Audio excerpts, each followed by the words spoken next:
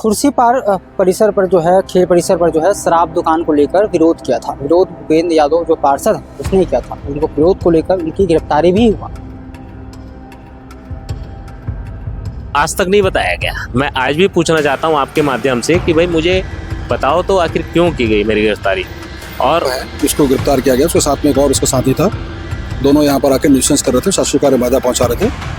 Nuisance को देखते हुए उनको 151 के अंदर अरेस्ट किया गया। उन्होंने गिरफ्तारी का पंचनामा बनाया। पद्मनापुर के टीआई थे राजकुमार जी, उनके द्वारा एक पंचनामा बनाया, उसमें साइन करने के लिए मुझ पर दबाव बनाया गया। जब मैंने मना किया तो मेरे साथ गाली गलौज की और यहाँ तक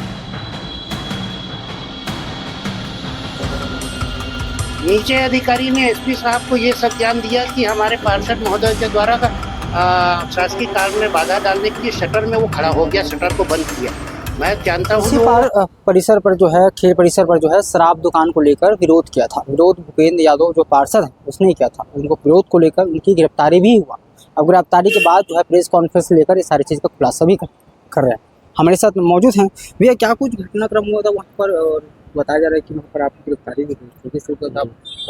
जी देखिए, मैं 29 तारीख को मैं घर से निकला था सामान्य सभा में जाने के लिए।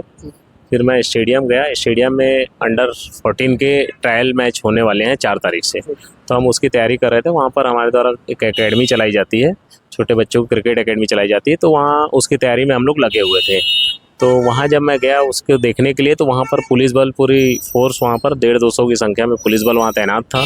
मुझे देखकर कुछ अजीब सा लगा। मैंने वहाँ जाकर देखना चाहा। मैं वहाँ पर गया तो वहाँ देखा कि कुछ निगम के कर्मचारियों द्वारा वहाँ पर शराब की पेटियाँ जो उस दुकान में रखी जा रही। तो मैं वहाँ पर हो गया। फिर मैंने जो हमारे एकेडमी के कोच हैं उनको फ़ोन किया कि आप आइए, अपन अपना ग्राउंड का देखते हैं क्या है क्या नहीं। तो बस वो आए हैं और कुछ बात हो पाती किससे, कुछ बात हुई नहीं, कुछ भी नहीं हुई, और सीधा हम दोनों को उठाकर, जबकि वो एक क्रिकेट कोच है, उनको तो कुछ लेना देना ही नहीं था। हम लोग वहाँ पर पहुँचे हैं और बस हमें 5 मिनट के अंदर हमें ज़बरदस्ती गाड़ी में बैठाया गया।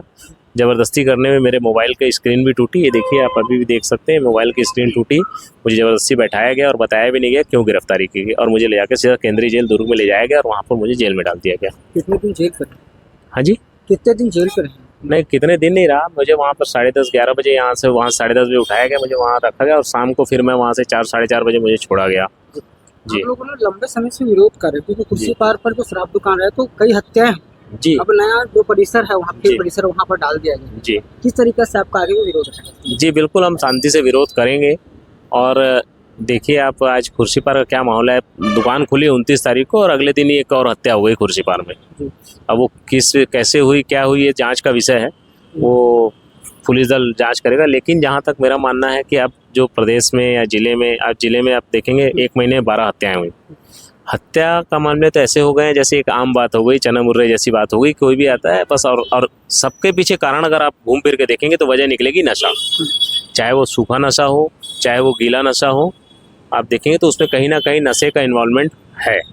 तो सरकार से मैं पूछना चाह रहा हूँ कि सरकार की मंशा क्या है। पूरे प्रदेश को नशे की ओर ढकेलना चाह रही है। जो दिन ब दिन शराब की दुकानें खोल रहे हैं, आप सरकारी स्कूलों को बंद करते हैं और शराब दुकानों को खोलते हैं, तो ये आपकी मंशा क्या है। जब पिछली सरकार, जब हमारी सरकार थी, भूपेश बघेल जी आदरणीय हमारे मुख्यमंत्री थे, तो उनके ऊपर कई प्रकार के आरोप लगाते थे भारतीय जनता पार्टी के नेता और उनके लोग कि शराब दुकान बंद करें, ये है वो है। लेकिन आज वही लोग सरकार में हैं और सरकार में आने के बाद में उन्होंने स्कूलों को बंद किया और शराब दुकानों को खोलना चालू कर दिया।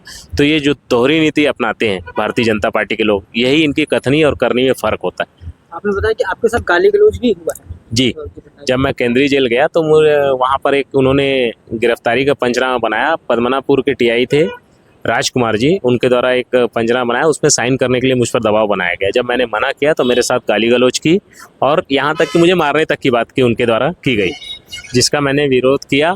और एडिशनल एसपी साहब सुखनंदन राठौर साहब थे जेल के अंदर। जब मुझे गया तो मैंने उनकी शिकायत भी उनसे की।